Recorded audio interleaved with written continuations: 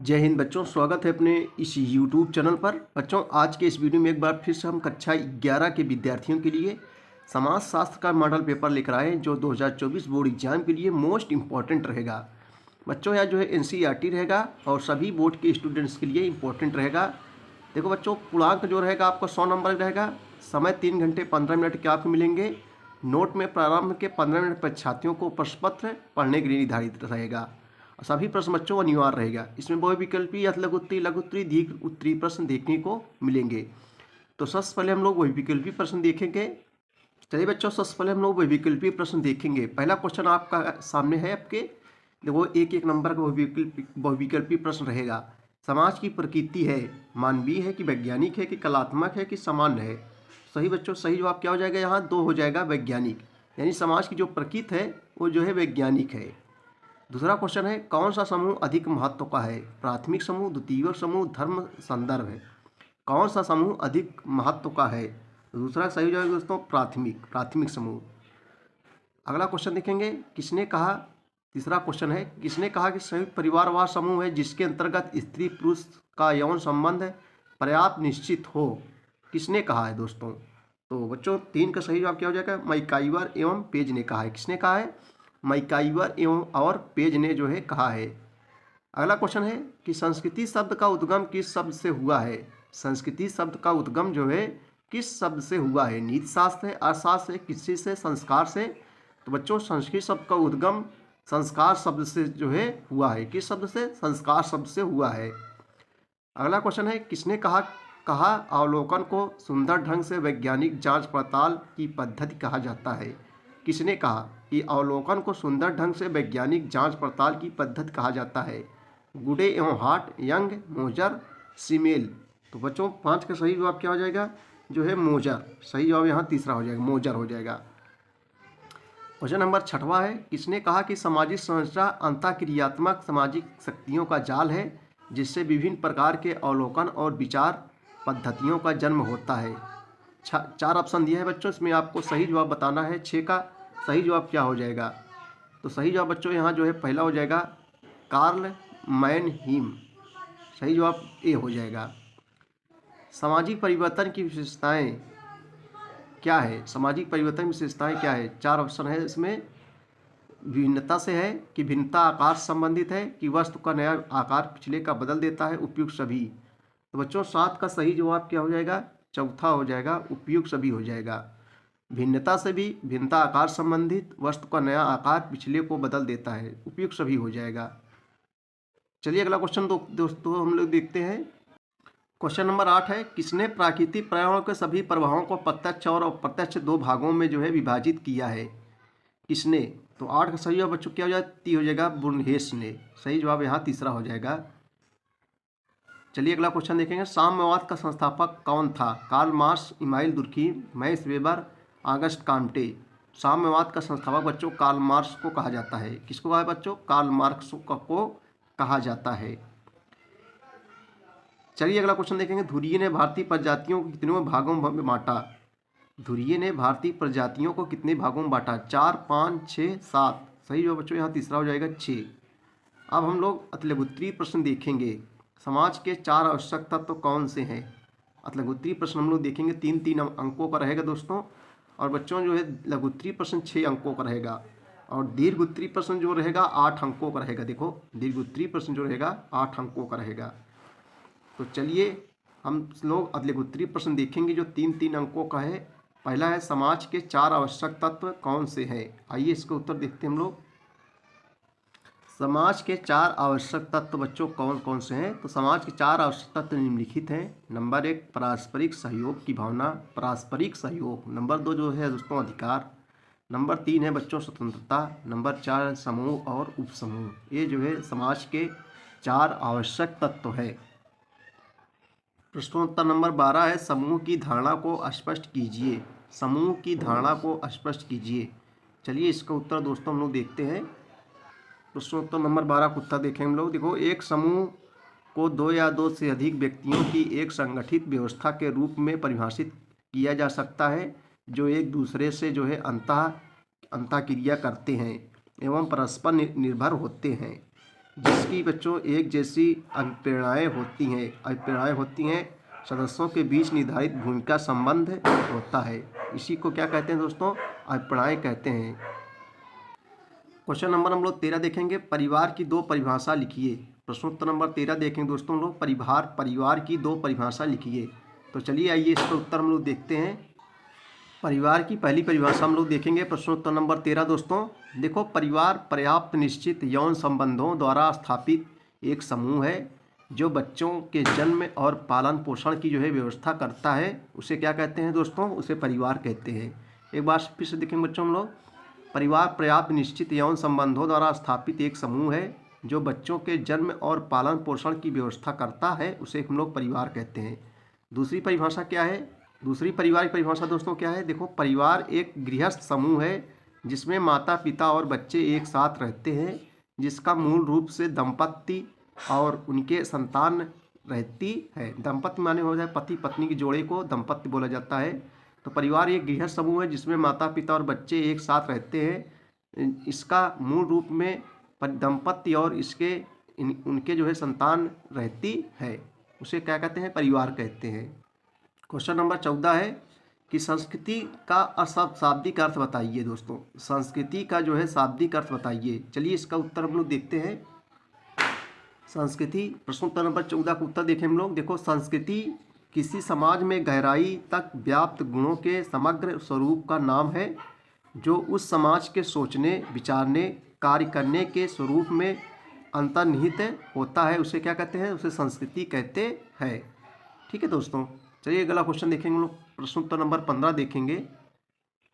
प्रश्नोत्तर नंबर 15 क्या है? क्या अवलोकन अनुसंधान की एक पद्धति है?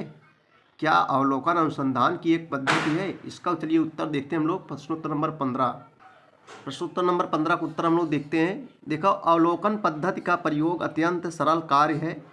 अवलोकन पद्धति का प्रयोग अत्यंत सरल कार्य है। इसमें अनुसंधानकर्ता को जो है आँखों से निरीक्षण मात्र करना होता है। इस प्रकार के कार्य में अन्य किसी प्रकार के साधन की आवश्यकता नहीं होती है। चलो हम लोग प्रश्नोत्तर नंबर जो है देखेंगे 17 देखेंगे। सामाजिक परिवर्तन के मनोवैज्ञानिक कारक लिखिए। सामाजिक परिवर्तन के जो है मनोवैज्ञानिक कारक लिखिए। आइए इसका उत्तर हम लोग देखते हैं। पहले दोस्तों हम लोग 16 देखेंगे। सामाजिक संरचना की दो परिभाषाएं लिखिए। सामाजिक संरचना की दो परिभाषाएं लिखिए। चलिए पहले 16 नंबर का उत्तर हम लोग देखेंगे। सामाजिक संरचना की दो परिभाषाएं लिखिए। तो सामाजिक प्रश्नोत्तर नंबर 16 का उत्तर देखेंगे हम लोग। सामाजिक संरचना की पहली परिभाषा क्या है दोस्तों? देखो, सामाजिक संरचना समाजशास्त्र में संस्थाओं की जो है विशिष्ट यानी विशिष्ट स्थिर व्यवस्था है जिससे जो है समाज में मनुष्य परस्पर क्रिया करते हैं और एक साथ जो है रहते हैं। दूसरा परिभाषा हम लोग देखेंगे। देखो, समाज के सामूहिक पक्षों, सामाजिक संबंधों और समूहों के समीकरणों को सामाजिक संरचना कहते हैं। समाज के सामूहिक पक्षों, सामाजिक संबंधों और समूहों के समीकरण को जो है दोस्तों सामाजिक संरचना कहते हैं। तो ये दो परिभाषा हो गई सामाजिक संरचना की। प्रश्नोत्तर नंबर 18 देखेंगे। प्राकृतिक पर्यावरण में किन दशाओं को शामिल किया जाता है? प्राकृतिक पर्यावरण में किन दशाओं को शामिल किया जाता है? बहुत सरल क्वेश्चन है दोस्तों। आइए इसको उत्तर देखते हैं हम लोग। प्राकृतिक पर्यावरण में किन दशाओं को शामिल किया जाता है? तो बच्चों, प्राकृतिक पर्यावरण किन दशाओं को शामिल किया जाता है? तो प्रश्नोत्तर नंबर 18 का उत्तर देखेंगे। देखो, प्राकृतिक पर्यावरण में जैसे भूमि हो गया, जल हो गया, वायु हो गया, पौधे हो गए, सजीव निर्जीव सभी जीव जंतु, जो सजीव होते हैं निर्जीव सभी आते हैं। तो प्राकृतिक पर्यावरण में भूमि, जल, वायु, पौधे और जानवर प्राकृतिक पर्यावरण का निर्माण करते हैं। प्रश्नोत्तर नंबर दोस्तों 19 देखेंगे। दुर्खीम का संक्षिप्त परिचय दीजिए। दुर्खीम का जो है संक्षिप्त परिचय दीजिए। चलिए इसका उत्तर हम लोग देखते हैं। प्रश्नोत्तर नंबर 19, दुर्खीम का संक्षिप्त परिचय दीजिए। चलिए प्रश्नोत्तर नंबर 19 देखेंगे हम लोग। देखो बच्चों, इनका पूरा नाम है इमाइल दुर्खीम। दुर्खीम का पूरा नाम है इमाइल दुर्खीम, जिसका जन्म बच्चों 15 अप्रैल सन 1858 ईस्वी को उत्तरी पूर्वी फ्रांस के लारेन क्षेत्र में स्थित एपिनाल नामक नगर में एक यहूदी परिवार में हुआ था। ठीक है, एपिनाल नामक नगर में एक यहूदी परिवार में हुआ था।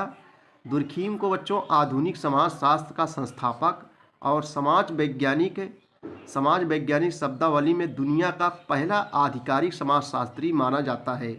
पहला जो है आधिकारिक समाजशास्त्री माना जाता है किसको? दुर्कीम को। और समाज वैज्ञानिक शब्दावली में दुनिया का पहला आधिकारिक समाजशास्त्री माना जाता है। चलिए अब हम लोग 20 नंबर उत्तर देखेंगे। प्रजात का अर्थ स्पष्ट कीजिए। प्रजात का अर्थ स्पष्ट कीजिए। आइए इसका उत्तर देखते हैं हम लोग। प्रश्नोत्तर नंबर 20, प्रजात का अर्थ स्पष्ट कीजिए। देखो, जीवों का वह समूह बच्चों, जीवों का वह समूह जिसके सदस्य दिखने में एक जैसे हों तथा जो है प्राकृतिक परिवेश में प्रजनन कर संतान पैदा करने की जो है क्षमता रखते हों, उसे जो है प्रजाति कहते हैं। जीवों का वह समूह जिसके सदस्य दिखने में एक जैसे हों तथा प्राकृतिक परिवेश में प्रजनन कर संतान पैदा करने की क्षमता रखते हों, उसे दोस्तों जो है क्या कहते हैं? उसे प्रजाति कहते हैं भैया। चलो लोग उत्तरी प्रश्न हम लोग देखेंगे जो 6 अंकों का है। पहला क्वेश्चन 21 नंबर है, समाज को परिभाषित कीजिए तथा समाज को अमूर्त क्यों कहा जाता है। समाज को परिभाषित कीजिए तथा समाज को अमूर्त क्यों कहा जाता है। आइए इसका उत्तर हम लोग देखते हैं। प्रश्नोत्तर नंबर 21 सबसे पहले हम लोग करें समाज की परिभाषा। समाज किसे कहते हैं दोस्तों? देखो, समाज रीतियों, कार्य प्रणालियों, अधिकारों और पारस्परिक सहायताओं, अनेक समूहों और विभाजनों, मानव व्यवहार के नियंत्रणों और स्वतंत्रताओं की जो है व्याख्या है। इस सतत परिवर्तनशील जटिल व्यवस्था को जो है समाज कहते हैं दोस्तों। समाज अमूर्त है। समाज अमूर्त है। कैसे समाज अमूर्त है? चलिए देखते हैं। देखो, समाज व्यक्तियों का संग्रह नहीं है या तो इन व्यक्तियों के बीच संबंधों की एक व्यवस्था है। राइटर ने इसलिए लिखा है कि समाज व्यक्तियों का संग्रह नहीं है या तो उन व्यक्तियों के बीच स्थापित संबंधों की एक व्यवस्था है। संबंधों की स्थापना जागरूकता के द्वारा होती है। जागरूकता का संबंध मस्तिष्क की चेतना से है बच्चों। मस्तिष्क की चेतना का कोई आकार नहीं होता है। इसे देखा और छुआ नहीं जा सकता। जिसे देखा और छुआ नहीं जा सकता वह जो है मूर्त नहीं है। इसलिए समाज क्या है? जो है अमूर्त है। दिल्ली के राष्ट्रपति भवन को देखा जा सकता है। अजंता और एलोरा की चित्रकला को अवलोकन किया जा सकता है। ये भौतिक वस्तुएं हैं जिनका एक निश्चित आकार प्रकार है। इन्हें देखा और छुआ जा सकता है। इनका रूप क्या है बच्चों? इनका रूप जो है मूर्त है। तो आप समझ गए होंगे अमूर्त और मूर्त क्या किसे कहते हैं। प्रश्नोत्तर हम लोग 22 देखेंगे। समूह से आप क्या समझते हैं? प्रश्नोत्तर नंबर दोस्तों 22 है, समूह से आप क्या समझते हैं। चलिए इसका उत्तर हम लोग देख लेते हैं। प्रश्नोत्तर नंबर 22 देखेंगे, समूह से आप क्या समझते हैं। देखो, समूह 2 या 2 से अधिक व्यक्तियों अथवा वस्तुओं का एकत्रीकरण है दोस्तों। समूह 2 या 2 से अधिक व्यक्तियों अथवा वस्तुओं का एकत्रीकरण है। जब इन 2 या 2 से अधिक व्यक्तियों अथवा वस्तुओं में जागरूकता अथवा चेतना का विकास हो जाता है तो बच्चों इसे ही समूह के नाम से जाना जाता है। तो इसे समूह के नाम से जाना जाता है। समूह का निर्माण इसलिए होता है कि लोग एक साथ मिलकर, बच्चों समूह आप लोग समझते हो वो सरली परिभाषा है। समूह का निर्माण इसलिए होता है कि लोग एक साथ मिलकर अपनी इच्छाओं को जो है पूरा करना चाहते हैं। इच्छाओं को पूरा करना चाहते हैं। जैसे मित्रता समूह, व्यवसायिक समूह, व्यापारिक समूह, सब क्या है बच्चों? ये समूह है। अगला क्वेश्चन देखेंगे, परिवार से क्या तात्पर्य है। प्रश्नोत्तर नंबर 23 देखेंगे, परिवार से क्या तात्पर्य है। आइए इसका उत्तर हम लोग देखते हैं। प्रश्नोत्तर नंबर 23 देखेंगे, परिवार से क्या तात्पर्य है। देखो दोस्तों, परिवार शब्द अंग्रेजी के फैमिली शब्द का हिंदी रूपांतरण है। फैमिली माने क्या होता है? परिवार। तो परिवार शब्द अंग्रेजी के फैमिली शब्द का हिंदी रूपांतरण है। फैमिली लैटिन भाषा के फेमलस शब्द से जो है बना है होता है, जिसका अर्थ होता है नौकर। इस प्रकार परिवार के अंतर्गत बच्चों माता पिता, बच्चे, नौकर और यहाँ तक कि गुलामों को भी जो है सम्मिलित किया जाता है। यहाँ तक भी सम्मिलित किया जाता है। गुलामों को भी सम्मिलित किया जाता है। देश काल और परिस्थितियों के अनुसार जो है परिवार के स्वरूपों में परिवर्तन होते रहते हैं। परिवार बिना बच्चों के भी हो सकता है। परिवार जो है बिना बच्चों के भी हो सकता है, या माता पिता और बच्चों को जो है मिलाकर हो सकते हैं। परिवार व्यक्तियों पर जबरन लादी गई संस्था नहीं है, बल्कि जो है यह जो है सामाजिक आवश्यकताओं की पूर्ति के लिए जन्म से ही स्वेच्छा से इसकी सदस्यता स्वीकार करता है दोस्तों। तो ये इसका उत्तर हो गया। वीडियो देखने के लिए बहुत बहुत धन्यवाद बच्चों। Thank you.